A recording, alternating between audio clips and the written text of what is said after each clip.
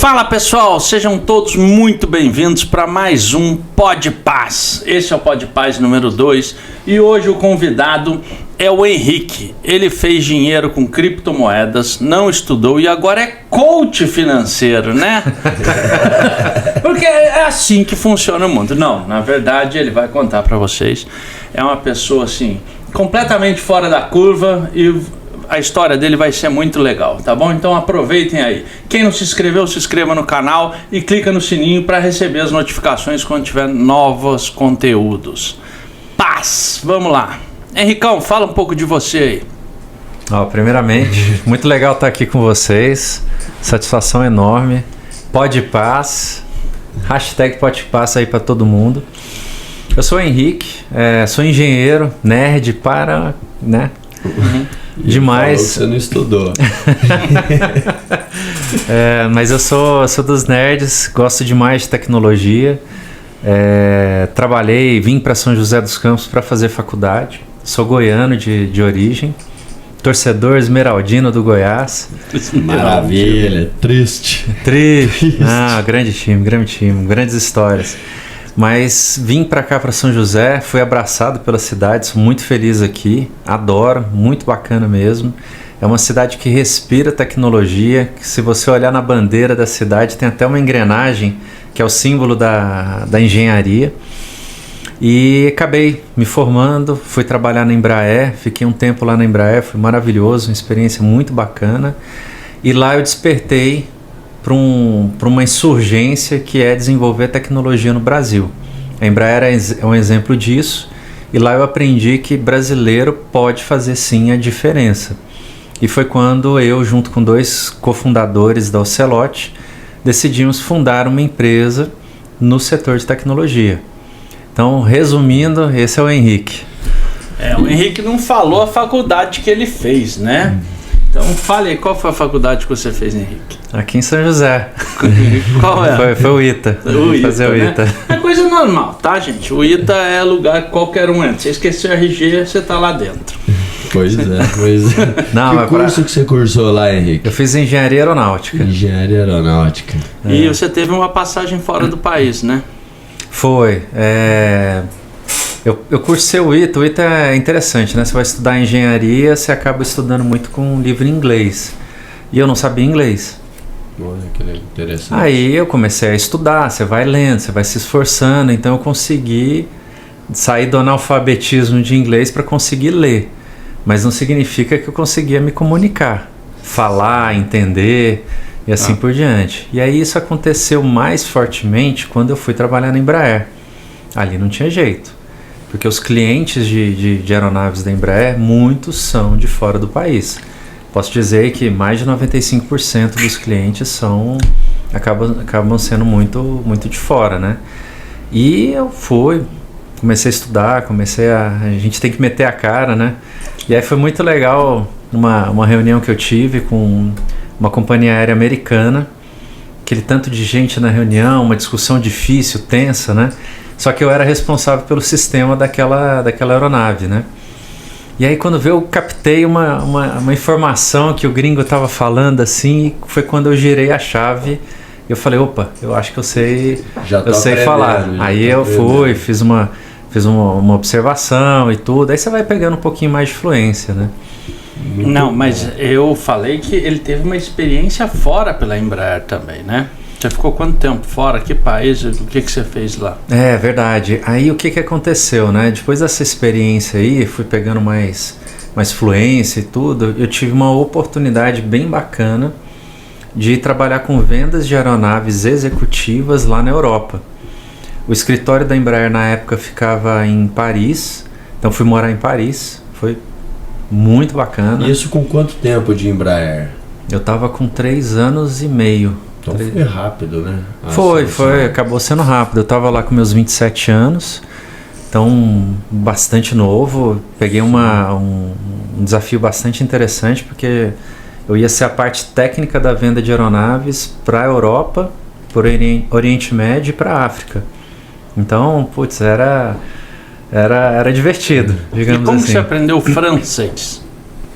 Francês é uma língua latina, ela é um pouco mais próxima do português, né? E morando lá, realmente acaba ficando mais fácil, assim, de você pegar a língua, entender mais, né? Já tinha aprendido inglês, então meio que você gira um pouco a chave para a segunda língua, para a terceira língua, e aí saiu. Em um mês e meio eu já tava... O cara fez ITA, né? Pra quem não sabe o que é ITA, pesquise o ITA, porque eu quero ver você aprender francês um mês e meio. Eu tô me perguntando como que a Embraer coloca um iteano como vendedor, né? Porque geralmente o vendedor é um cara mais descolado, mais de comunicação e tal. E de repente eles pegam um cara nerd, iteano e coloca pra vendedor. Porra, eu não consigo entender isso, não. É uma bela de observação. Porque engenheiro ele é mais generalista em termos de alguns conhecimentos, mas sem dúvida ele é meio quadradinho em algumas coisas, né? Sim. Mas o negócio que é interessante, né? Eu tenho bons exemplos assim de engenheiros que realmente conseguiram ir para o lado soft skill da força. Sim. Né? Não só o hard skill, só estudo, né? Tem bastante coisa interessante assim de engenheiros que conseguiram desenvolver esse lado, mas eles sempre muito analítico, sempre muito ponderado, né? Sempre muito lógico, daquele passo não tão grande, né? Maior do que a perna. Eu te entendo quando você fala isso. Eu acho que é por ser uma venda mais técnica também, né? Porque o vendedor padrão, a gente tem aquele cara como um cara que, meio como eu digo que eu sou, faz piada e tal, e faz aquele negócio. Você vai vender um avião para um cara que vai comprar um avião para ele de 6 milhões de dólares, ele não quer saber da sua piadinha. Varia, porque olha só, a interface era muito interessante, porque eu, como a parte técnica da venda, eu podia ser um pouco mais ponderado, mais cauteloso, e eu tinha um vendedor que me acompanhava. Esse era o cara vendedor de relacionamento, que tinha um jogo de cintura interessante e tal. Eu conversava desde o patrão, o cara que compraria ali o avião, até o piloto, até o cara da manutenção.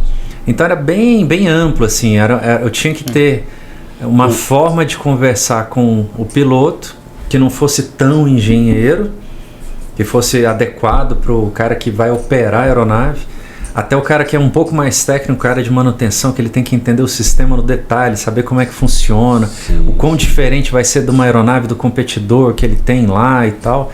Então eu adoro, assim, quando você mistura o técnico com o pessoal. Eu consegui falar um negócio complexo que, poxa, minha mãe vai conseguir entender tranquilamente, ela não tem formação em engenharia. Eu acho que é o lado legal do marketing, né? Quando você consegue traduzir em pontos de venda, selling points, aquele produto que você tá vendendo. Isso é massa. Legal. E eu lembro que, acho que meu pai falava, né? Você pega o engenheiro e faz dele o que você quiser, porque a faculdade de engenharia ela é ampla e ela mexe com a sua cabeça, né? A física é uma coisa que te abre portas. Então, assim, por mais que seja quadrado, principalmente para um iteano, porque o iteano eu falo dele porque ele é muito cartesiano mesmo, né? Então, só que você teve que desenvolver, você fez algum curso, alguma coisa para se desenvolver mais nessa comunicação ou foi natural, ou veio com a prática, com o trabalho? Eu fiz cursos, eu lembro de ter feito um curso de apresentação, e quando eu comecei o cara falou, mas eu achei que você fosse tímido, por isso que você quis fazer o curso. Eu falei, não, de forma alguma, eu quis fazer esse curso porque eu quero entender e ter um discernimento do que eu estou fazendo certo e o que eu não estou fazendo, né? Às vezes a gente pensa muito assim, a questão de timidez, né? Timidez é uma barreira que você tem que eliminar quando você vai falar com o público. É muito diferente a gente estar falando aqui, nós três, né? Sim. Se tivesse aqui, poxa, uma arquibancada cheia de gente prestando atenção aqui na gente, né? Ou se a gente estivesse em pé, como é que você dá os passos, como é que você gesticula. E eu acho que é legal, eu acho que é sempre importante você se dedicar, ouvir. Eu tenho pessoas com que eu admiro muito, que eu aprendi muito com elas, e eu gosto de assistir, ver, aprender. Então acho que você aprende muito nisso. Hoje a gente aprende até assistindo Netflix, né? Porque eles elaboram tanto o personagem dentro de um seriado, de um filme, eles trabalham tanto a questão psicológica, que você fala, cara, que massa, eu tô aprendendo empreendedorismo assistindo Game of Thrones, Suits. Tem muito disso. E é isso que me brilha os olhos, assim, é o lance do empreendedorismo, de aprender com as pessoas, de estar aqui com vocês e aprendendo com vocês. Isso é fantástico. Tem essa percepção também, né? No Netflix. Tem. Concordo contigo. E falar, pô, isso, olha que legal o jeito que o cara colocou e tal. Não é eu só assistir. Direto frases. Ontem eu anotei 3. O Marcelo... Toda vez que eu tô assistindo assim um seriado e tal, passa uma frase, eu já paro ele e anoto a frase. Putz, mas isso que você tá fazendo, e que o João puxou bem demais, é degustar o vinho. Se você pega uma taça de vinho e simplesmente entorna, poxa, você não curtiu. Sim. E eu acho que quando você se pega para fazer alguma coisa, você tem que dedicar aquilo lá que você tá fazendo. Por mais que seja um episódio do Netflix ali, de um seriado. Eu pego muito o inglês, eu gosto muito da língua inglesa, então eu tô sempre pegando as palavras, pô, ele usou essa palavra nesse contexto, aquela naquele e tal, então acho que a gente vai puxando o que interessa mais pra gente. Eu assisti ontem um filme chamado The Gorge, que a tradução seria o desfiladeiro. Mas nem eu nem o meu filho sabíamos o que era gorge. Claro, eu nunca ouvi alguém falar desfiladeiro em inglês, não tem porquê, então não teria porquê. Ó, já valeu a pena ter saído de casa hoje, já aprendemos uma. Falar desfiladeiro em inglês, mudou a vida. Eu lembro do meu tio, veio dos Estados Unidos uma vez, ele morou lá há muitos anos, eu falei, ô tio, como é que fala coador em inglês? Ele olhou pra mim. Não tenho a menor ideia, cara. Não consigo. 18 anos nos Estados Unidos. O que é um coador? É, tipo isso. Mas, Henricão, você fez aquela virada que é o que todo mundo sonha, que os coaches mais falam e que é o mais difícil e que eu não aconselho todo mundo a fazer, que é o quê? Você tinha um bom emprego, ganhava bem, já tinha filhos, família estruturada e tal, e aí você decide, quer saber, vou largar a Embraer e vou empreender. Primeiro, conta um pouco o que a Oncelote faz e depois como começou isso. Pô, legal, pra onde você tá querendo levar isso aí. Muito boa essa conversa, porque realmente assim, eu pensei muito, como bom engenheiro, muito analítico, pensei pra caramba. E o caminho do empreendedorismo é um caminho bastante desafiador. E às vezes a gente fica pensando, eu nasci empreendedor, né? Não, aquele cara lá, não. Diferenciado. Primeiro, eu não acredito que empreendedor, ele nasce empreendedor. Certamente tem algumas pessoas que têm uma prontidão maior para isso. E segundo, gênios existem? Vá lá. Pouquíssimo. Vale por você, né? Pouquíssimo. Eu acho que tem muito a ver com dedicação, tem muito a ver com disciplina, de querer sempre melhorar um pouco. Não existe essa de, estava dormindo, acordei e resolvi a questão. Não. Todo mundo tem que estudar, todo mundo tem que trabalhar. E é aquela famosa, né? Vocês veem a pinga que eu tomo, mas não vê os tombos que eu levo, né? Mas a Ocelote ela surgiu de uma insurgência. Eu gosto muito de dizer dessa forma, uma insurgência do tipo, a gente acreditava que podíamos ter uma empresa que desenvolvesse tecnologia de ponta aqui no Brasil. Sim. Ela hoje desenvolve soluções para eletrificar e conectar o mundo no século XXI. A gente desenvolve desde rádios definidos por software, bateria para aeronave, bateria para rádio também, sistemas de comando e controle para as Forças Armadas. Então é uma empresa que ela realmente abraçou a causa da insurgência e desenvolver coisas que os meus competidores são todos estrangeiros. É uma puta de uma insurgência, posso te dizer assim, com bastante orgulho. Mas dentro dessa experiência que eu tive fora do país, eu aprendi e eu vi com meus próprios olhos que brasileiro não perde em nada para um francês, para um americano, para um alemão, para um coreano. Cara, a gente é muito bom. Muito bom. E eu acho que foi essa insurgência, a origem muito forte aí da Ocelote. E aí pegando o gancho assim, pô, como é que foi esse lance do empreendedorismo, né? Estava lá eu, tinha acabado de voltar dessa missão, desse tempo que eu passei lá em Paris. Eu tinha vendido aviões para empresários, empreendedores que foram lá, tiveram um sonho, botaram em prática, tiveram sucesso, nem todos têm sucesso, mas eles estavam ali a ponto de estar comprando um avião executivo. E esses caras, eles sabem de pessoas. Eu acho que a grande característica de um empreendedor é o cara bate o olho, ele saca você assim de cima a baixo. Eu lá do alto dos meus 27, 28 anos, que eu fiquei lá mais ou menos 2 anos, né, um pouco menos que 2 anos, novinho.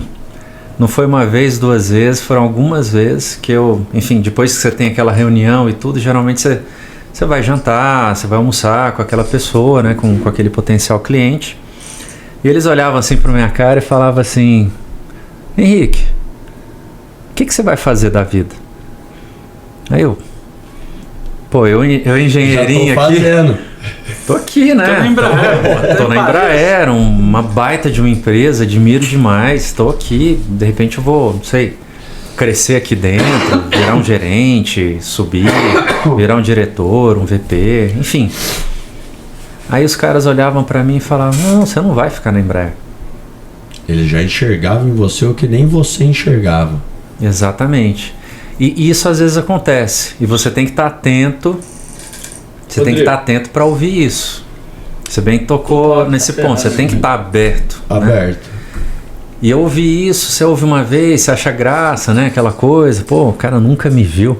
Mas ele plantou uma sementinha. Plantou uma sementinha. E daí a cabeça vai... E aí eu li 2 livros que eu recomendo para todo mundo, que eu acho fantástico. Pelo menos eu li nessa época que eu estava morando lá na França, conhecendo essas pessoas assim maravilhosas que fizeram a diferença para mim, né? Um é a história do Mauá, o empresário do Império. Fantástico esse livro. E aí começa um pouco desse meu lado nacionalista, não é Brasil, né? Patriota, né? O Mauá foi um baita de um empresário. Na época do Império. Ele chegou a ser mais rico que o próprio rei. E sofreu as dores e as delícias de fazer negócio aqui no Brasil. Mais dores do que delícias, né? Sim. Porque realmente começa a ter muito desse lance da inveja, ele tá ficando mais forte do que o imperador, e ele foi minado. Mas a história dele como indivíduo, como pessoa, é fantástico de ler. Eu considero ele um dos grandes personalidades que a gente tem aqui no Brasil. E eu tenho orgulho de poder falar, existe um cara como o Mauá aqui que foi brasileiro. Irineu Evangelista. Eu acho que tinha mais alguns nomes ali, me falhou aqui. Naquela época eram bastante. Era bastante. E o segundo livro, que são de pessoas mais ou menos contemporâneas do Mauá, é a história dos magnatas. Então o livro é Os Magnatas, que é um livro que conta a origem do jeito americano de fazer negócios. Rockefeller, Carnegie, que tem isso no History Channel, The né? Man Who Built America. Exatamente. E são caras, porque assim, lá na época dos 1800 da vida, né? Século XIX, eles eram visionários, eles tinham sonhos grandes, e sonhar grande ou sonhar pequeno, cara, não tem distinção. Sim. E esse pessoal sonhava grande. O Mauá, ele simplesmente chegou, o governo não fez nada, ele passou um cabo de telégrafo lá de Londres até o Rio de Janeiro, ele bancando. Eram obras... Ele bancou a iluminação do centro do Rio de Janeiro inteiro. Também. É interessantíssimo, são caras que pensavam muito grande. E hoje são raros os exemplos de grandes empresários que pensam grande, que tentam fazer alguma coisa bastante relevante pro mundo, pro país, né?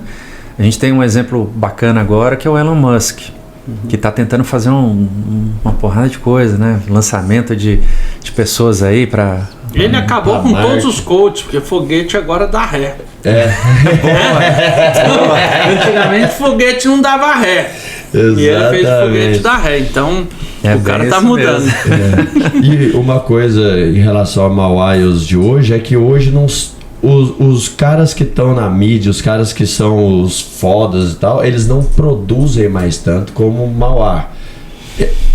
Eu digo de produto, né? Você pega Jeff Bezos, ele Amazon e tal, mas não um produto. Mauá ele fez o telégrafo, ele pegou a linha férrea, foi o primeiro cara a fazer uma linha férrea no Brasil.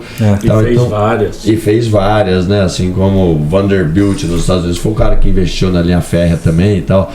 E hoje a gente vê muito cara ficando rico e famoso não por construir coisas, mas criptomoeda, investir em bolsa e tal, e não produtar, né, que a gente fala aí. Inovação em modelo de negócio, exatamente, né? Mas não propriamente no produto, né? Inventar alguma coisa mesmo, então... Mas até pegando um gancho no que você falou, João, é o momento, né? O momento hoje é o cara ser mais inteligente, usar o menos de capex, né? De investimento em planta, em maquinário e tudo, e conseguir gerar algum faturamento. Tem mérito nisso, querendo ou não. A gente está tendo uma série de quebras de cartéis de transporte, como tem o transporte urbano, você pode usar hoje um Uber, você pode usar um 99, que antes era bastante inviável você pegar um transporte tipo táxi e daqui até lá não sei, percorrer 10 km, você tava... era só para rico, né? Era só para rico. O táxi era caro. Então, né? assim, inovação em modelo de negócio tem seu valor. O que o Jeff Bezos fez, né, está fazendo, tem um grande valor. Mas, eu acho que até puxando um sardinha pro Ocelote, né? Eu podia estar lá só desenvolvendo software, que tem valor. Mas eu falei, tá todo mundo só pensando em desenvolver software, deixa eu desenvolver hardware. Deixa eu fazer um rádio mesmo, deixa eu fazer uma bateria mesmo, algo que não seja abstrato, é um produto. A gente tem que trazer esse tipo de tecnologia para cá. Sim. A Embraer tem muito disso, né? Se você pensar, a Embraer quando foi fundada, a Dutra aqui não era nem asfaltada, cara. A gente nem fabricava bicicleta e a gente resolveu fabricar avião. Sim. Então tem que ter uns caras assim inovadores, audaciosos, né? Bold mesmo, né? Você sabe que eu tenho um problema com esse negócio da Embraer, já tive grandes discussões com pessoas como Osiris Silva, né? Porque na verdade a Embraer teve um cara bold, mas não era o rabo dele. Ele abriu para o governo, ele era funcionário do governo. E empreender do governo, como diz o meu pai várias vezes, que ele ia buscar dinheiro para pagar a folha de pagamento, que não tinha dinheiro e tal, ele ia atrás do governo. Então, eu acho que ele foi muito bold, realmente, ele lutou ali e enfrentou várias batalhas, mas ele não passou pelo que nós passamos, porque o boleto não chegava no nome dele. Não estava a casa dele financiada para botar dinheiro na empresa ou o carro dele. E eu acho que esse é o maior problema hoje do Brasil para os empreendedores. As pessoas veem os empresários que tiveram sucesso, assim como nós vemos jogador de futebol que teve sucesso, e aí todo mundo quer ser empresário, todo mundo quer ser jogador de futebol. E acha que é simples. Não é não, viu? Não tem jeito. E o nosso país... É mais fácil ser engenheiro do ITA do que ser um Neymar aí, viu? Lógico, exatamente. Respeite. Exatamente. E aí vem o ponto, né? Passar numa peneira de time de futebol, né? Nossa. Não. Então, só que ainda você vê assim que, por exemplo, o atleta do futebol, eu não sou fã de futebol, que eu olho e falo, esse cara é foda, é o Cristiano Ronaldo. Porque eu não sei se ele tinha todo o dom que ele tem hoje, mas a disciplina que ele tem, eu não vejo o outro tendo. Né? O Neymar como pessoa, para mim não é uma pessoa a ser vangloriada. Inclusive ele passa mais tempo machucado do que jogando, mas ele tinha um dom. Agora a disciplina e tal, e aí vem o ponto, quando você olha às vezes alguns empresários que tiveram sucesso demais e tinham um dom e explorar esse dom é uma coisa, mas a maior parte é disciplina mesmo, é trabalhar pra caramba, é sofrer pra caramba muito tempo. E o nosso país é um país que luta contra o empreendedorismo. Não só o país no sistema de tributação, falta de investimentos e tal, como também a pregação de que o empreendedor é o explorador, que o empreendedor ganha mais dinheiro enquanto está todo mundo se ferrando, né? O que você já passou por isso que você poderia dizer assim do seu início, das dores e cositas mais que o nosso Brasil que derrubou Barão de Mauá, derruba vários outros, o Gurgel, né? Porque hoje mesmo eu estava falando isso com o Henrique, olha aqui, Rodrigo, ele fica dando um pau aqui. E aí, você vê, por exemplo, o Henrique quis fazer uma coisa que não existe no país, que é simplesmente a gente deixar de vender commodity para vender produto acabado. Pensem, nós somos famosos por exportar água, em termos de soja, de gado e tudo mais, exportar água, né? E aí a gente vende toneladas de soja e o Google deve levar mais dinheiro da gente do que o que a gente vende de soja. Bem mais. Né? Então bem nós vendemos commodity e compramos tecnologia. Você quis ir para tecnologia. Num país que não tem histórico de tecnologia. Como você chega para vender, por exemplo, para um europeu, fala, nós somos uma empresa brasileira, não temos histórico. Cara, você tateou um tanto de coisa aqui. A gente vai começar até a chorar aqui. Vai entrar nas lamúrias aí de ser empreendedor, né? Cara, antes de mais nada, empreendedor tem que ser resiliente, né? Porque você toma muito não, né? As pessoas não acreditam. Você fala, vou abrir um negócio. Putz, tem certeza? Começa dentro de casa. Começa dentro de casa. Você tem que fazer um esforço ali de convencimento, explicar, não sou paraquedista não, eu tô sabendo o que eu vou fazer, né? Fazendo. Inclusive, até como comentário, né? A Ocelote é a minha terceira empresa. Eu abri 2 empresas antes, mas são empresas que uma foi no ramo de construção civil e outra foi no ramo um pouquinho mais próximo de tecnologia, de desenvolver um aplicativo, alguma coisa mais em termos de software, né? Mas não acabaram que não brilharam tanto meus olhos para falar assim, tchau, meu emprego seguro, bonitinho aqui, né? Então eu acabei saindo dessas iniciativas, mas quando começou a ser desenvolvida essa da Ocelote, eu falei, cara, agora que eu quero. Agora deu certo aqui, né? Mas assim, empreender, né? Não é trivial no Brasil, porque tudo é feito para você realmente ficar na sua, quietinho. Se você conseguiu entrar num bom emprego, vamos ficar nesse bom emprego. Você pedir as contas, cara, que loucura. Tá errado. Quando eu falei isso pro meu pai, tadinho do meu pai. Não, Henrique, calma. Ainda mais porque a gente tem choque de gerações, né? A geração dos nossos pais é aquela que, começou numa empresa e ele aposenta naquela empresa. Estudar e arrumar um bom emprego e morrer ali. A gente tem muito orgulho quando você tem lá aquele cara que era o boy, né? O office boy que vira diretor, de repente vira o presidente da empresa, né? Tem exemplos muito positivos assim desse tipo de desenvolvimento. Mas o Brasil era diferente. O Brasil era mais rural, nem todo mundo conseguia ter acesso a uma universidade. Graças a Deus o Brasil está evoluindo.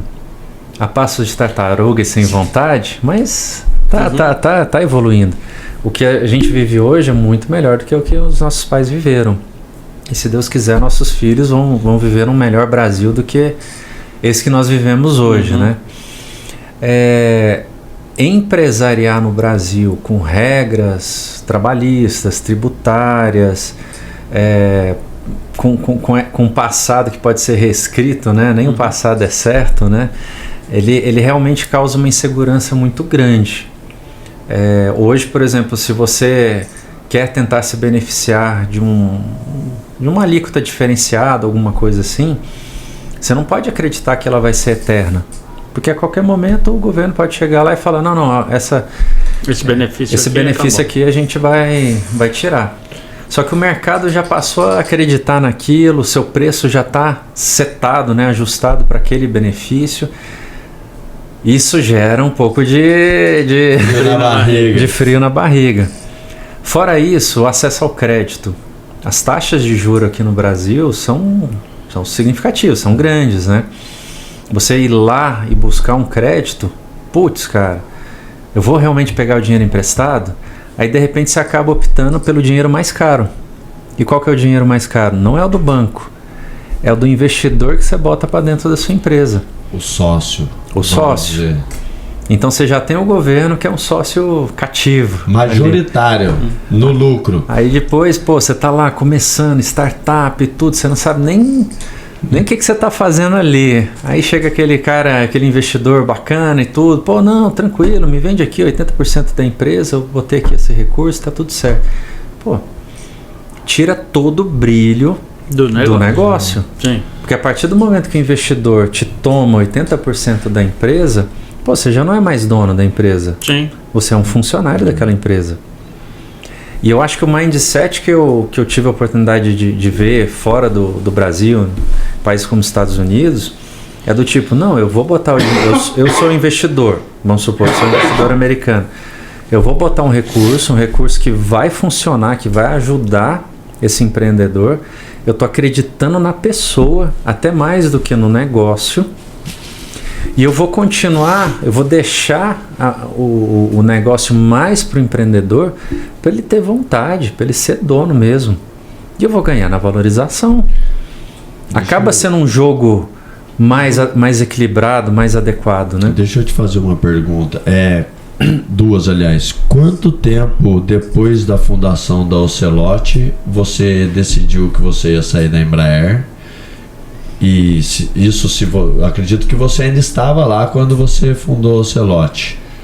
Boa primeira pergunta. Boa pergunta. E outra é que, se você ainda estava lá, qual foi o momento? Porque, você funda uma empresa, para você tomar a decisão de sair do emprego fixo que você estava, você já tinha feito alguma venda, ou assinado algum contrato, ou estava com alguma coisa em vista que você se sentiu seguro para olhar e falar, olha, isso aqui agora vai ser um passado, eu vou seguir esse futuro aqui? Putz, legal. Vamos lá. Lembra que eu tinha tido alguns negócios antes, né? Sim. Um desses negócios hoje virou o que é a Buzon, que vende passagem rodoviária pela internet.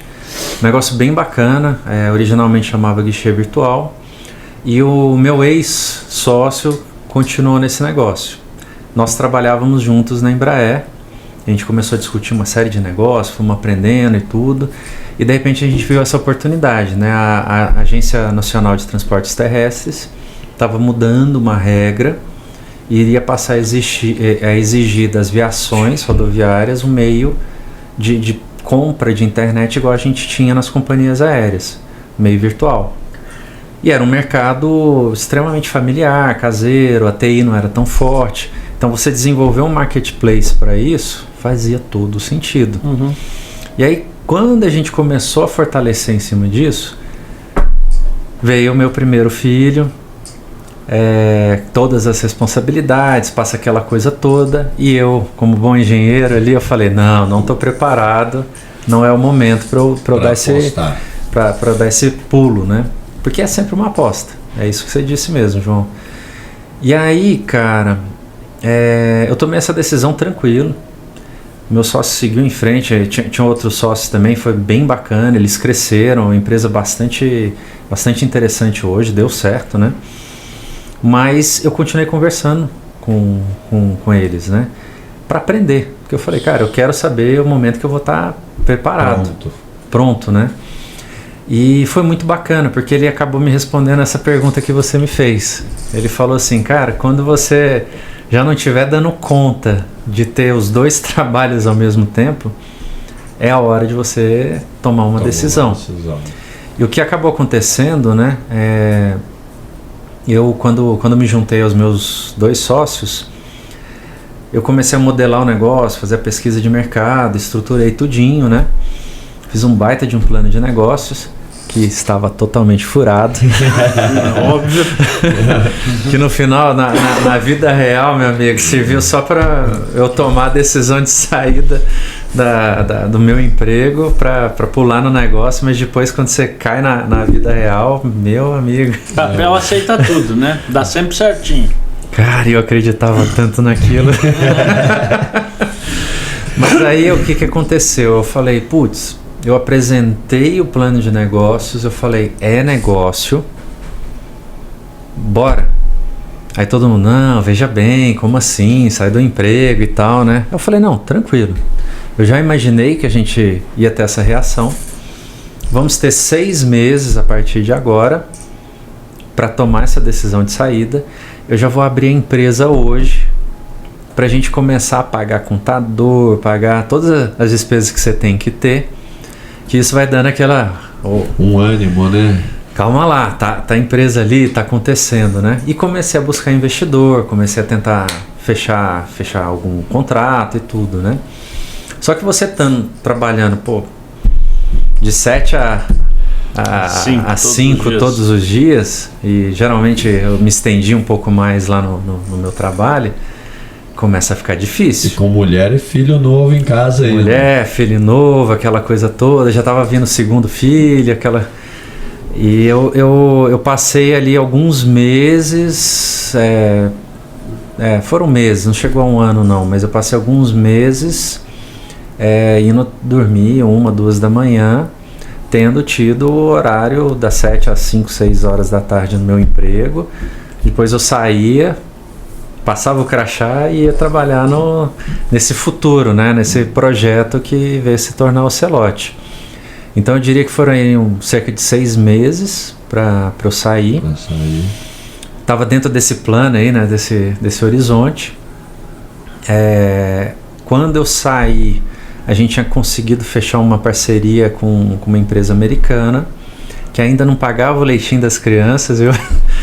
Mas já deu uma luz, assim, poxa, que legal, porque você como uma empresa nova, a coisa mais difícil é tocar seu telefone. Sim. Porque ninguém te conhece. Sim. Oi, tudo bem? Aqui é o Henrique da empresa Celote. O quê?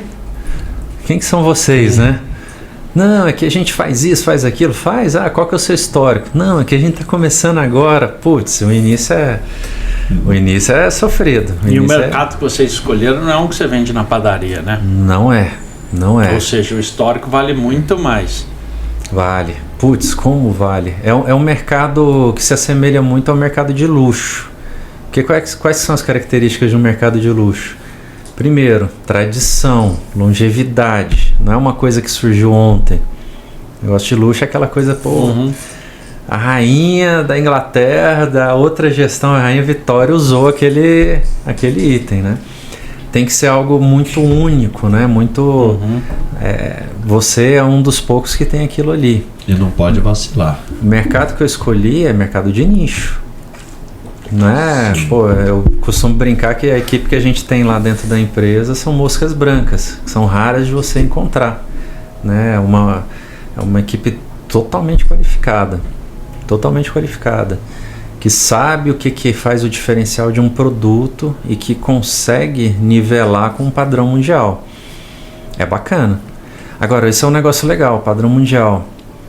O Brasil, ele tem um mercado interno gigantesco. É muito confortável para a gente como empreendedor só ficar olhando aqui para dentro. Mas o mundo é muito maior, cara. O Brasil tem que ser aquele seu balão de ensaio para você começar. Mas depois, vamos vender na Argentina, vamos vender no Chile, vamos vender na Colômbia, por que não nos Estados Unidos? Mas para o seu mercado, você diz que o Brasil tem Não, para o empresário de uma maneira geral.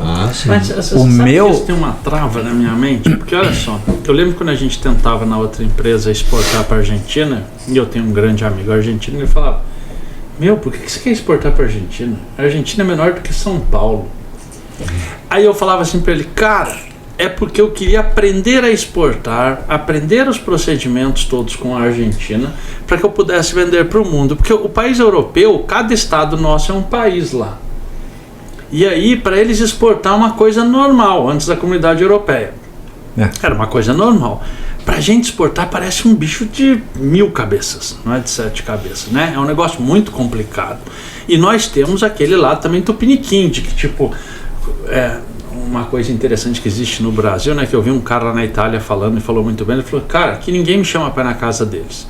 Aqui, ninguém dá a cama dele pra gente dormir. Chega no Brasil um cara e fala, não, ele veio do Chile, tal, não dorme no meu quarto, na minha cama, usa o meu banheiro. Nós temos esse negócio que o cara de fora vale muito e nós não valemos nada, né? O brasileiro é cordato, né? É o povo que abraça a causa aí. Isso, né? Só que isso na verdade nada mais é do que uma desvalorização interna nossa. Pra gente exportar é complicadíssimo, né? E as pessoas não conseguem acreditar nisso. Só as grandes empresas exportam, as pequenas empresas não exportam. A tendência é sempre as pessoas acharem que não. E o Brasil é um mercado minúsculo, se você for ver. Nós somos 1/11 do PIB dos Estados Unidos. Nós somos 1/10 do PIB da Europa, né? E perto da China, então acho que a gente nem existe. Então, pô, se você consegue vender para os Estados Unidos, a sua empresa muda de patamar do dia para a noite. São 10 vezes maior. Se você entra nos Estados Unidos, cara... Mas ao mesmo tempo, nós somos a 10ª economia do mundo. Hoje 8ª, né? 8ª economia do mundo. Então, comparando com China, Estados Unidos, Alemanha, nós que a distância pequenos. É muito grande. A gente é o 8º, eu concordo. Mas a distância é muito grande. Os Estados Unidos é 11 vezes nós. Né? Então a distância é muito grande, não é tipo tá ali pareado. Mas o que você está trazendo é a realidade. Isso. A gente tem síndrome de vira-lata, a gente acredita que o que a gente faz aqui, um cara lá de fora, não precisa ser nem os Estados Unidos, pode ser uma Europa, um Oriente Médio, uma África, Ásia. Não, longe demais, dá trabalho demais, a gente está longe demais. Não, eles não vão dar ouvidos pra gente. É normal. Novamente, o mercado brasileiro em si já é um mercado significativo. Sim, dá para viver legal, sim. Dá para viver. Mas a partir do momento que você coloca um mindset de exportação, puxa, cara, você abre os horizontes. Sim. E o Brasil é um país fechado. Eu gosto muito de fazer essa brincadeira. Não para comprar, né? Não, para comprar a gente é uma maravilha. Louco. O que está chegando de marca chinesa aqui nos últimos tempos, 10 caras não conseguiriam abrir uma fábrica de carro aqui e ter tanta penetração. Mas a gente tem que começar a pensar mais internacional, a gente tem que começar a falar mais inglês, a gente tem que mandar nossos filhos para ter experiências no exterior. Não precisa ser necessariamente nos Estados Unidos. Novamente, pode ser aqui na Argentina, pode ser na Colômbia, no Chile, algum outro país, porque a gente precisa ver que tem outras formas de se viver. Aí vem o ponto. Se você manda seu filho ir para lá e tal, e ele tem uma educação boa, ele não volta. Porque o país em si não é um país que auxilia a gente. Nós já viajamos muito para fora, o João já morou fora também, já viajou. A gente sabe que o Brasil é o melhor país do mundo para se viver. É bom demais, gente. É demais, bom mas as oportunidades não estão aqui. Então, o que acontece é, quando você atinge um mínimo ali para você razoável, o Brasil é o melhor que tem. Mas se você quiser, às vezes, dar o galope mesmo, e a juventude quer uma coisa mais rápida, não é aqui. Aí ele acaba mudando. Aí eu vou... se você contrariar é porque você é burro. Aí eu vou te falar, é o copo meio cheio, é o copo meio vazio. Eu vou puxar... Sim. Eu vou puxar uma fala do David Neeleman, que é o fundador aqui da Azul. Um baita de empreendedor no setor aéreo, já fundou várias companhias aéreas, inclusive lá nos Estados Unidos. Não vou falar também como está a Azul, assim como do cara que fundou a Embraer, né? Mas tudo bem, ele é um visionário, vamos lá. Mas o cara ele chegou e ele falou: meu amigo, olha o tamanho do Brasil e olha como que o Brasil está conectado por aeronaves. Tem um potencial gigantesco de crescimento aqui. Sim, foi o que o Barão de Mauá fez na época com as ferrovias. A gente pode ver o copo meio cheio, pode ver o copo meio vazio. Sim, tem até uma história eu acho o Brasil eu acho que tem uma história que cabe do cara que a fábrica de sapatos que chamou 2 pessoas para prospectarem o mercado na Índia. Você ouviu? Conta aí, essa história é boa. Então, e aí ele mandou 2 pessoas de empresas diferentes prospectarem, 2 vendedores. O primeiro mandou uma mensagem assim: pode esquecer que ninguém usa sapato, é uma minoria e tal, nós não vamos vender. O outro falou: meu irmão, aumenta 10 vezes a produção, porque aí ninguém ainda tem sapato. Né? Então, eu concordo com você. Mas essa se você. Mas, como a gente já falou desde o início, não é um país focado no empreendedorismo e que gera as coisas para que seja mais fácil. Ele atrapalha o empreendedor, né? E isso a gente tenta mudar e tal. E por que a elite brasileira está indo embora? Nós tivemos um bate-papo há um tempo atrás, onde você falou da elite. Eu achei a coisa assim mais maravilhosa do mundo, aquilo que você falou. Porque você vê, por exemplo, a elite brasileira aqui, o que eles fazem? Eles começam a ganhar dinheiro e aí eles começam a ter carrões, helicóptero, caramba, 4, se sentem inseguros e vão para fora em busca de segurança. E você falou aquele negócio da elite. Eu gostaria de um parênteses para você falar a diferença de Estados Unidos e Brasil. Prestem muita atenção na visão do Henrique sobre por que o Brasil está nessa situação e os Estados Unidos na dele. Putz, cara, é polêmico o que eu vou falar aqui, né? Mas é uma então coisa é que bom. Então é bom, né? Então é bom. Não, mas é que assim, eu acho que assim, a gente deturpa muito o conceito de elite. Eu não sou da elite, eu não sei o quê, não, eu sou do povo. Não, cara. Não é burguesia, não tem nada a ver. Não, esquece esse conceito. Eu acho que em todos os segmentos, em todas as áreas de atuação, você vai ter um grupo que é diferenciado, que já chegou num patamar bacana, e eles têm uma decisão para tomar. A decisão para tomar deles pode ser de criar uma barreira de entrada, ou seja, eu consegui chegar nesse nível. Hoje eu sou, enfim, o melhor dançarino de uma determinada escola. Cara, não vou ensinar nada pra ninguém. Eu sou o cara que domina essa arte aqui e eu vou me isolar aqui, vou criar uma baita de uma barreira para que ninguém chegue junto pra mim. Essa é uma posição. A outra posição é o cara olhar e falar: cara, eu vou fazer todo mundo subir junto. Vamos trabalhar junto. Deixa eu passar esse conhecimento. Tira o pano preto. Eu acho que a elite ele tem essa força. Se você está pensando numa elite financeira, em que o cara pega toda a capacidade de investimento que ele tem, joga tudo lá para Miami, vai morar tranquilo lá, e ele não traz nada de valor para o Brasil, putz, é uma dó. Ele não está... Ele optou pela primeira frente aqui. Sim. Vou me isolar. Já fiz o meu, cada um que faça o seu. Pô, vou pegar meu filho aqui, ele vai fazer uma faculdade. Mas vou colocar ele em qualquer faculdade. Por quê? Porque o ensino não vale nada. Poxa, como é que ele vai conseguir sair do commodity, do só soft skill para uma coisa que é 1 vezes 100 em termos de valor agregado, 1 vezes 1000? Como é que um dia a gente vai conseguir chegar e pega o minériozinho de ferro e consegue entregar uma liga mais valiosa, com agregação de valor, e dessa liga um produto que é um foguete, uma aeronave, alguma coisa de altíssimo valor agregado? Se não tiver uma elite puxando, investidora, não vai.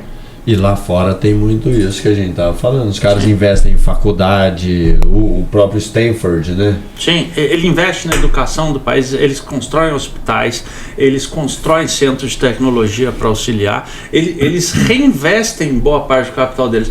O Brasil é um país que continua no mercantilismo na época do ouro lá, né? Ele quer ter ouro, guardar ouro, botar a parede de ouro, e ele se acha rico com isso. Ele não desenvolve a indústria, ele não desenvolve a tecnologia. A elite não reinveste no país para que o país seja melhor. Sim, a gente vende laranja para comprar o suco. E eu acho que assim, a elite ela pode ser intelectual também, no intuito de trazer coisas de fora que são bacanas, exemplos bons, igual você está trazendo, Marcelo, que vai mudando a cabeça daqui. E aí entra a participação do governo, que eu acho que é válido. Porque você pode ter empreendedores dentro do governo, funcionários públicos. E eu estou começando a ver iniciativas muito bacanas. Nossa, eu não consigo enxergar isso. Cara... Não, ele disse que pode, não quer dizer que há tanto. Ele está começando a ver o início. Eu vejo iniciativas boas. Por exemplo, hoje está ficando mais fácil fazer uma parceria com uma instituição de ensino do que antes ocorria. Porque antes você instituição de ensino do governo, você diz. Uma USP, o ITA. Uma USP, um ITA, uma universidade pública.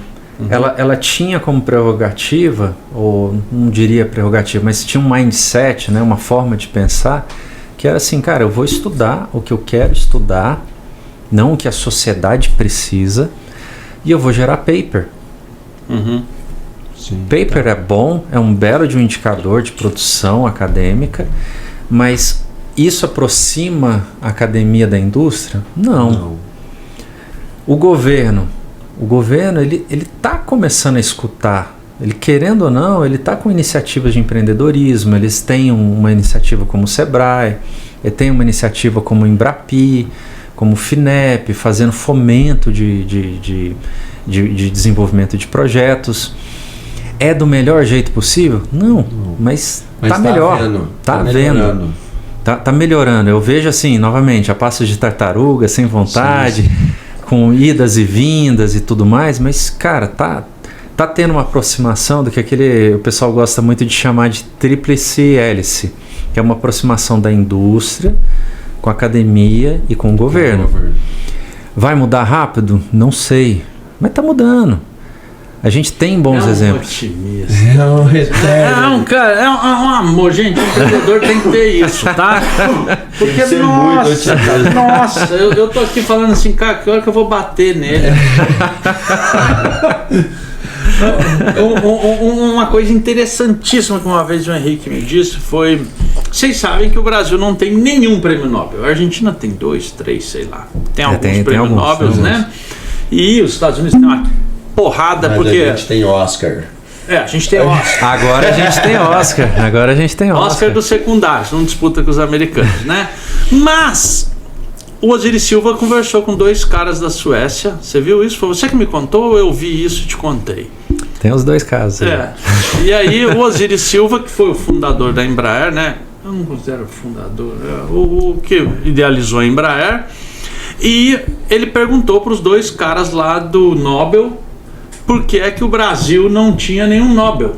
Bem, antes de eu falar do Osiris Silva aqui, o meu irmão não está passando muito bem. Henrique, eu queria agradecer. Pessoal, desculpa, eu tô doente, eu tô me ferrando nesse ar-condicionado, eu vou abandonar vocês, mas no próximo eu vou estar inteiro para continuar. E nós temos o primeiro podcast com o cara suando o nariz e dando umas tossidas aqui no microfone. Melhoras lá. De bom, valeu para vocês aí.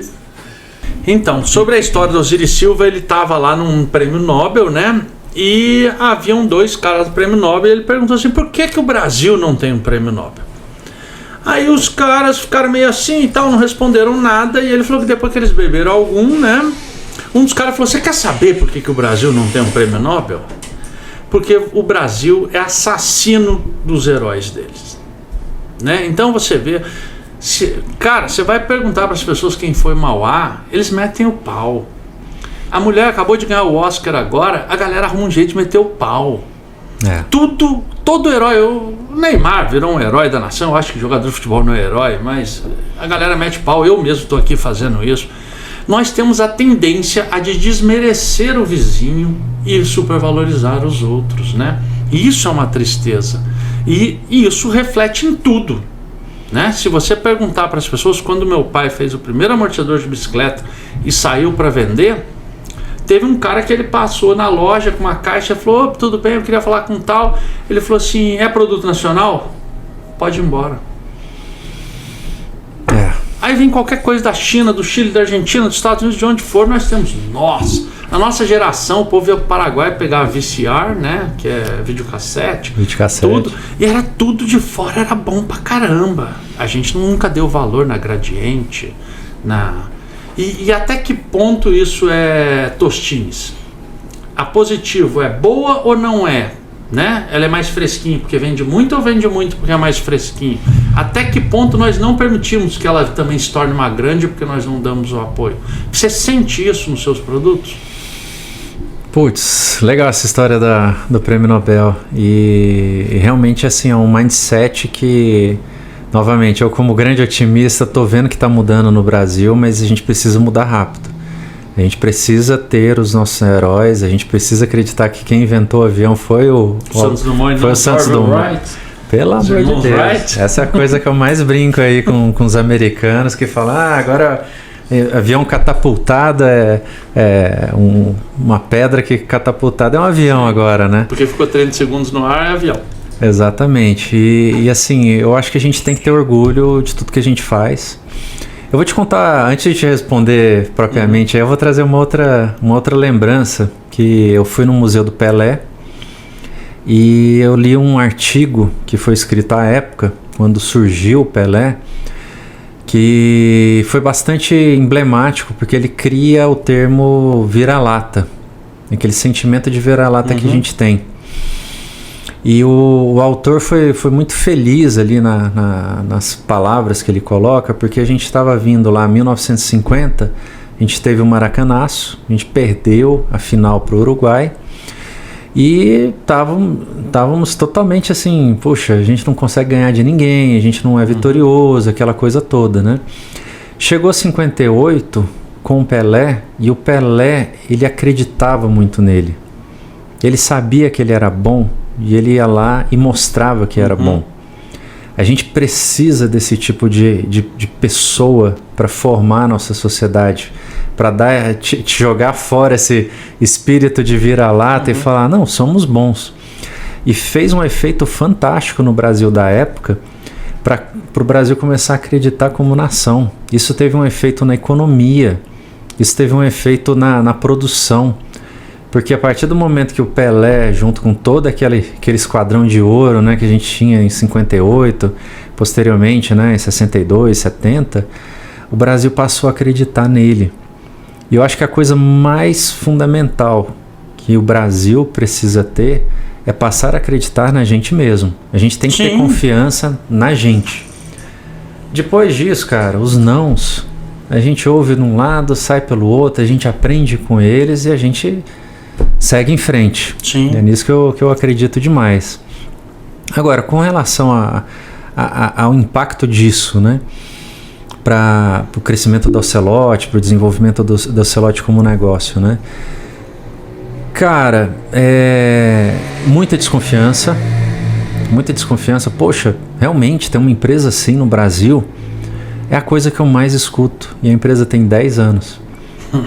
Eu já vivenciei bastante dele. Eu tenho clientes brasileiros que eu conheci em feiras internacionais. Pô, então, voltando à pergunta ali, né? Pô, quanto que essa síndrome de vira-lata afeta ao Ocelote? Cara, a coisa que eu mais escuto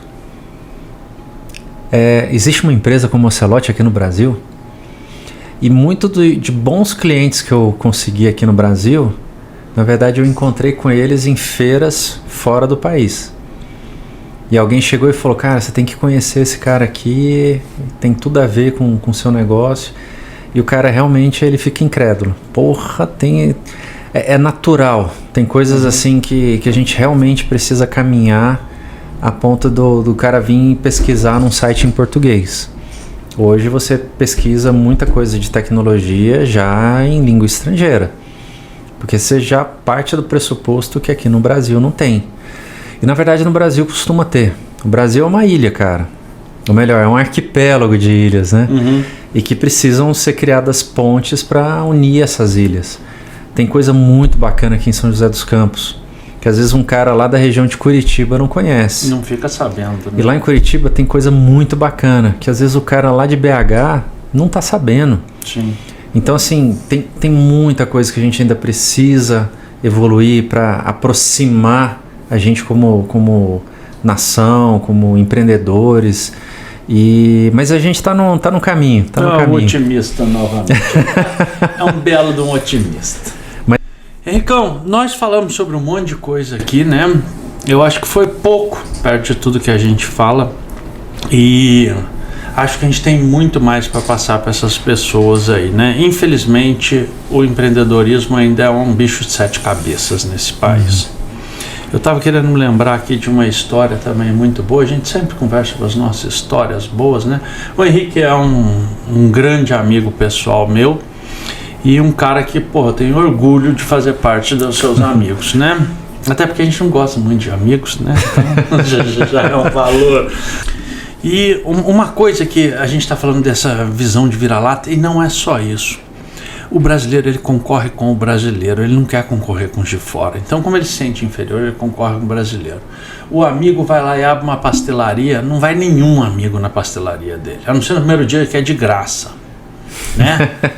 Então, eles não vão. Aí tem uma frase que diz assim, é mais fácil um cliente seu virar um grande amigo do que um grande amigo virar seu cliente. E uma vez me perguntaram sobre isso, né? Porque as minhas vendas na cidade de São José dos Campos são muito pequenas. E eu vendo atacado o Brasil inteiro. Porque eles estão competindo comigo. Ele não quer comprar porque vai que o Marcelo ganha dinheiro e compra um carrão. Vai que o meu amigo ali começa a ir bem e depois ele me ultrapassa, né? Uma frase muito interessante que nós vamos postar aí, que eu mandei ontem, pastor, eu estava pensando, você quer arrumar um inimigo? Ultrapasse seu amigo. É uma coisa muito simples e isso é uma visão muito do Brasil, né? Então, se você perguntasse qual é o maior piloto do mundo, aí boa parte dos antigos fala Ayrton Senna. Os novos não vão falar Ayrton Senna, porque é muito mais legal você gostar de um cara de lá da Bósnia, da Alemanha, de qualquer lugar, do que você falar de um brasileiro, porque o brasileiro está ao seu lado, né? E eu acho que o que nós estamos fazendo como empreendedores é realmente lutar contra a corrente e desenvolver. Enquanto algumas pessoas vão falar, a gente explora a mão de obra e tal, eu gostaria de mais pessoas explorando a mão de obra e assumindo esses riscos, né? Só uma história antes de finalizar aqui com você, é que um cara chegou para o sábio e falou assim, mestre, fiquei sabendo aí que o povo aproveita dos funcionários, ganham sobre eles e tal. Ele falou, e o que você acha disso? Eu acho isso errado, eu acho que está muito fácil para o empresário pagar tão pouco. Ele falou, aproveite a oportunidade de vir empresário, tá fácil, eu fiquei sabendo. Então todo mundo para meter o pau faz fila, para fazer são poucos. E nós estamos fazendo. E eu gostaria de que você deixasse uma mensagem para as pessoas de quero empreender, o que eu tenho que estar pronto, o que eu devo pensar e o que eu devo fazer. Mas, cara, enfim, assinem tudo que você falou aí, bacana. Eu acho que é muito difícil fazer. É muito difícil dar as caras, né? Para começar, saiba muito do negócio que você vai entrar. Uma coisa que você puxou aqui que eu achei muito legal, entre num negócio em que você não vai competir com o cara ali do lado. O mercado é muito maior, ele tem espaço para todo mundo. Se você tem uma solução, se você tem um produto que vai agregar valor na vida de várias pessoas, você tem mercado para isso. E é isso que você tem que ter como mindset. Você como empreendedor, você tem que impactar muitas pessoas. A sua solução tem que resolver o problema de muita gente. Então você tem que pensar nas pessoas. Eu acho que esse é o mindset mais legal do empreendedorismo. Você não é egoísta, você não pensa só em você. Você pensa em como afetar positivamente o maior número de pessoas. Não pense fechado, não olhe para o próprio umbigo. Converse com as pessoas, teste a sua ideia. Não tenha medo de testar a sua ideia, porque a partir do momento que você tem medo de testar a sua ideia, você não tem uma ideia vencedora. Qualquer um vai poder reproduzir essa sua ideia. A coisa que eu mais fiz foi testar o que eu estava fazendo, o que eu queria fazer, cada movimento que a gente faz. Você tem que gastar sola de sapato, você não pode ter preguiça. E cara, você vai ter que ter fé, você tem que acreditar. Eu acho que é uma coisa extremamente importante, porque a resiliência, ela é forte, mas você vai ter momentos dificílimos, em que você vai duvidar. Porra, será que eu tô indo no caminho certo? Será que é isso que eu tenho que fazer, né? Então, eu acho que são algumas das características, das coisas que eu acho que um empreendedor ele tem que fazer.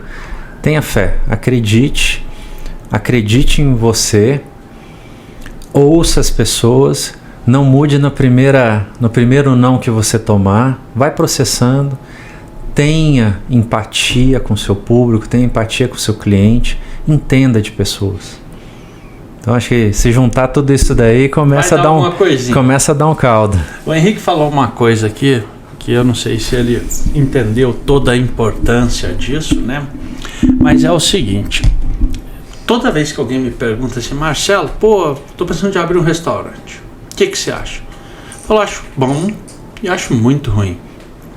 Mas como assim? Porque é o seguinte, brother, se você vai montar um restaurante para vender marmita, você vai brigar por 20 centavos. Você não vê história de sucesso de vendedor de marmita, né? Nem no pequenas empresas, grandes negócios. Por outro lado, o que você vê sucesso são de pessoas que contrariar o status quo. Não é arroz, feijão, carne ou macarrão, não sei o que lá. É fazer algo diferente. O problema é que todo mundo quer se meter naquilo que é fácil. E o fácil é muita concorrência. Então, não. Você desafiou o status quo, você foi lá fazendo algo que ninguém fazia, você desenvolveu tecnologia e você abriu o seu espaço no mercado. Se você me falasse, Marcelo, não, eu comprei um monte de máquina, vou fazer usinagem para a Embraer, eu já vi histórias assim enormes, gente que estava vindo bem e mal e tal. Por quê? Porque eles só estão vendo quem tem melhor entrada na Embraer para fornecer e quem tem o menor preço. É só isso. E essa é a base do nosso commodity, do nosso empreendedorismo. É fazer o que todo mundo faz. Quando eu era pequeno, meu pai falava assim, eles veem o português lá da padaria ganhando dinheiro, aí daqui a pouco você vê na mesma esquina 3 padarias. As duas fecham, mas ninguém percebe que o português entra às 5, sai às 11 da noite. Ele fica com o pé ali debaixo da padaria o dia inteiro. Ele não é que ele ganha muito, não. Ele nem consegue sair, porque trabalha de segunda a segunda, ele não tem tempo para gastar o dinheiro dele, vai acumulando. Mas todo mundo entra lá, não é? Então, nós, como empreendedores, gente, você fazer o que todo mundo faz, você não está empreendendo realmente. Você está virando dono de uma empresa, mas empreender é inovar, é fazer coisas diferentes. Pegar um gancho aqui bem legal. Não cria uma empresa para você ser o funcionário dessa empresa. Lógico, porque daí você não é empreendedor, você é empregado de uma empresa. Exato. E aí vem o ponto, mas aí o cara fala assim, porra, eu tô querendo ser empresário para não ter que trabalhar. Mas entenda, você vai ser funcionário dessa empresa um bom tempo e vai ser o que mais trabalha e o que menos ganha. Aí você vai ter sucesso, porque eu tenho certeza que você passou por isso assim como eu passei por isso. Né? E aí vai ter um momento, eu falei esses dias para meus colaboradores o seguinte, gente, nós temos que aprender a semear mais e ter paciência para esperar florescer. Porque todo produto que a gente quer lançar, a gente já quer vender pra caramba, já quer ganhar dinheiro, já quer ter resultado e tal. Por isso a gente avança o prazo de teste de tudo, às vezes de lançamento, e acaba até lançando o que não deve, simplesmente por essa pressa. Você, no negócio de tecnologia, você deve testar exaustivamente todo o negócio até começar. Isso faz muita diferença. Bem, foi um prazer estar com você. Eu espero que vocês tenham gostado. Se não gostaram, o problema é de vocês também, porque nós estamos aqui para passar o nosso melhor. Vai ter gente que ama e vai ter gente que odeia, né? Então, para os que odiaram, fique na próxima, ver se a gente pode. Vocês podem nos odiar ainda mais. E aqueles que gostaram, falem para as outras pessoas que tá bom, tá? Comentem aqui. Desculpem pelo meu irmão aqui, mas na próxima nós teremos mais. Henricão, alguma coisa? Não, eu queria agradecer, foi muito bacana conversar aqui contigo, conversar com o João. Experiência nova para mim, participar de um podcast, foi bem interessante. E espero que vocês tenham gostado aí. Obrigado aí pela paciência, um abraço. Bem, pessoal, Deus abençoe a todos, muito obrigado. Paz! Valeu!